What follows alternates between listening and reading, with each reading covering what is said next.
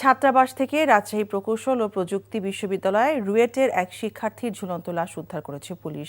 মেহেদী হাসান নগর এবং অঞ্চল পরিকল্পনা বিভাগের 2018-19 শিক্ষাবর্ষের শিক্ষার্থী ছিলেন। মেহেদী হাসান রাজশাহী নগরীর সাহেববাজার এলাকার এবেলা ছাত্রাবাসে থাকতেন। রুয়েটের ছাত্র কল্যাণ পরিচালক রবিউল ইসলাম সরকার জানান, পুলিশের দেয়া খবরে গতরাতে ছাত্রাবাসের 9 তলায় মেহেদীর 923 নম্বর রুমে যান তারা। ভেতর থেকে বন্ধ করা কক্ষটিতে মেহেদীকে ঝুলন্ত অবস্থায় দেখতে পান।